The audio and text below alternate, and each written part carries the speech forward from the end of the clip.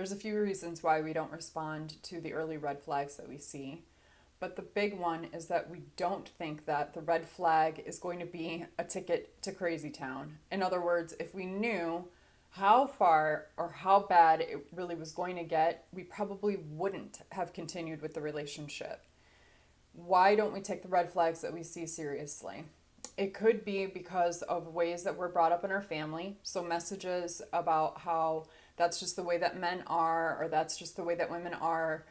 Men drink beer in the afternoon and they watch porn. And then, as time continues, you find out that he's an alcoholic and that he has a porn addiction. Or that's just the way that women are. They nag and they're very emotional. And then you find out later that she has a serious mental pathology that makes it impossible for her to control her emotions. There's also some downplaying of red flags. Emotional unavailability is one of the most popular red flags that men and women talk about, and it's one that is oftentimes downplayed by our culture big time. There are so many movies where the man plays hot and cold, good-looking guy, is toying with the girls, kind of a jerk, he's got a conflicted past, he's totally emotionally unavailable, and the girl cracks the code, opens his heart to love, solves him, and they fall in love and live happily ever after. There's so many movies about that theme. We've been raised with that as women. But emotional unavailability is a huge red flag. At best, it could mean the person has some kind of an avoidant attachment, or worse than that, it could mean that the person is intentionally toying with you and is a jerk and is selfish and just using you.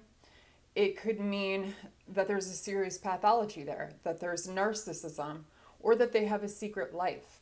And so this emotional unavailability red flag is one that many men and women don't respond to as strongly or take it as seriously as we really, really should.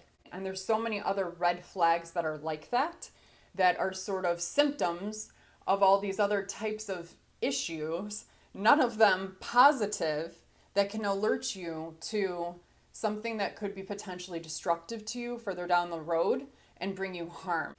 Now, you can be emotionally unavailable because you're busy in a project, or your career is taking precedence over your life and you don't have the time to invest in a relationship. And if that's the case, then communicating with a person that you're interested in or dating and explaining to them what's happening and why you can't invest that much is the way to handle that well in a relationship. That's not what I'm talking about. I'm talking about where there's not that communication isn't there, where there's an element of manipulation or a lack of transparency or intention from the person who's being emotionally unavailable. Some red flags may just go outside of our radar because of experiences that we've had. For example, if a woman or a man grows up in a home where there are alcoholic parents, she may not be cued in to certain red flags of excessive drinking because that was so normal to her as a child growing up. So here are the top red flags that I hear about from the women that I work with that I think are really worth sharing with you now. First is a feeling that something is just not quite right. Second is the relationship is moving very quickly.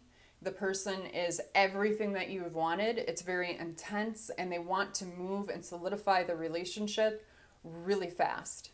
Third, and this usually occurs by month 6 of the relationship, there's a huge shift in behavior that is unpredictable. So either the person just completely ghosts you, disappears, falls off the face of the earth without explanation, or they flip their temper out on you, go into a rage over something that doesn't make sense. They may accuse you, get really jealous. Fourth is things just are not lining up. So they may be somewhere where they said they weren't going to be. There is numbers that you don't recognize on their cell phone. Maybe they get a second cell phone, but there are just little sort of white lies that are just really not adding up.